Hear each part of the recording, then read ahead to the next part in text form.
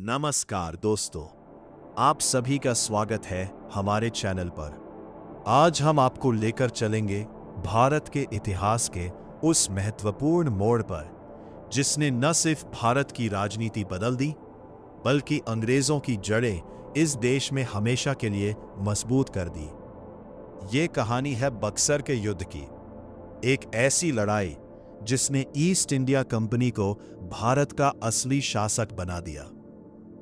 लेकिन सवाल यह है, क्या बक्सर का युद्ध सिर्फ एक साधारण लड़ाई थी, या इसके पीछे छिपी थी सत्ता, विश्वासघात और लालच की गहरी कहानी? आइए जानते हैं विस्तार से। दोस्तों, बक्सर के युद्ध को समझने के लिए हमें थोड़ा पीछे जाना होगा।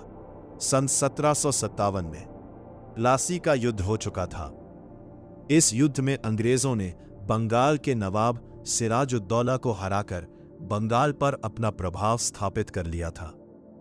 लेकिन यह जीत पूरी तरह स्थायी नहीं थी। अंग्रेजों ने बंगाल में अपने कठपुतली नवाब मीर जाफर को गद्दी पर बैठाया, लेकिन मीर जाफर कमजोर शासक था और अंग्रेजों की हर मांग को पूरा करने में असमर्थ। अंग्रेज लगातार उससे धन और सुविधाएं मांगते रहे, और जब मीर जाफर उनकी उम्मीदों पर खरा नहीं उतरा तो मीर कासिम, एक समझदार, महत्वाकांक्षी और मजबूत शासक था। वो अंग्रेजों का गुलाम बनकर नहीं रहना चाहता था। उसने कई बड़े फैसले लिए। अपनी राजधानी मुर्शिदाबाद से मुंगेर स्थानांतरित की, अपनी सेना को आधुनिक बनाया, और सबसे बड़ा कदम, अंग्रेजों को मिलने वाली व्यापारिक छूट खत्म कर दी। अब अंग्रेजों को भी भारतीय व्यापारियों की तरह टैक्स देना पड़ता था। यह फैसला अंग्रेजों को बिल्कुल पसंद नहीं आया। अब स्थिति तनावपूर्ण हो चुकी थी। अंग्रेज और मीर कासिम के बीच टक्कर शुरू हो गया। 1763 में दोनों के बीच कई छोटी छोटी लड़ाइयां हुई। कटवा, मुर्शिदाबाद, गिरिया। इन लड़ाइयों में मीर कासिम को हार का सामना करना पड़ा, लेकिन मीर कासिम हार मानने वालों में से नहीं था। वो भागकर अवध के नवाब शुजाउद्दौला के पास पहुंचा, और यहीं से शुरू हुई एक बड़ी साजिश। मीर कासिम ने अंग्रेजों के खिलाफ एक बड़ा गठबंधन बनाया। इस गठबंधन में शामिल थे मीर कासिम, पूर्व नवाब बंगाल; शुजाउद्दौला, अवध का नवाब; मुगल सम्राट शाह आलम द्वितीय। अब ये सिर्फ एक नवाब की लड़ाई नहीं थी, ये बन चुकी थी अंग्रेजों के खिलाफ भारत की सबसे बड़ी चुनौती। तारीख थी 22 अक्टूबर 1764। स्थान बक्सर, बिहार। एक तरफ थी अंग्रेजों की सेना जिसका नेतृत्व कर रहे थे हेक्टर मुनरो। दूसरी तरफ थी भारतीय गठबंधन की विशाल सेना।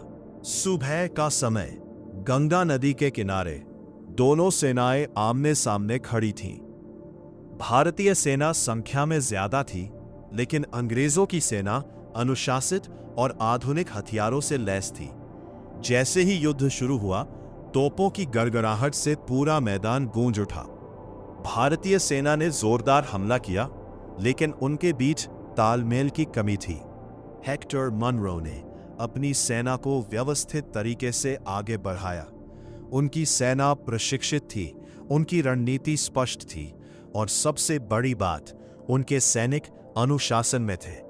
दूसरी तरफ मीर कासिम और शुजाउद्दौला के बीच तालमेल की कमी, मुगल सेना का कमजोर नेतृत्व और रणनीति का अभाव, इन सब ने भारतीय पक्ष को कमजोर बना दिया।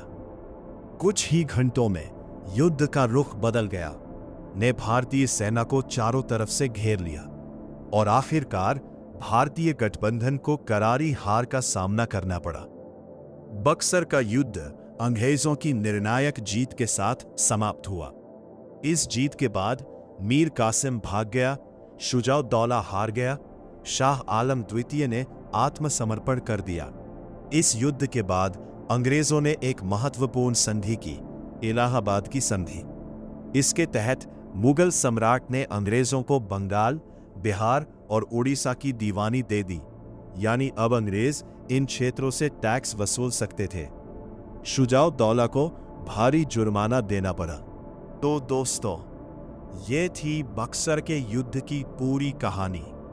एक ऐसी लड़ाई जिसने भारत के इतिहास को हमेशा के लिए बदल दिया। अगर आपको ये वीडियो पसंद आया हो तो लाइक करें, शेयर करें और चैनल को सब्सक्राइब करना ना भूलें। हम फिर मिलेंगे एक और दिलचस्प इतिहास की कहानी के साथ। धन्यवाद।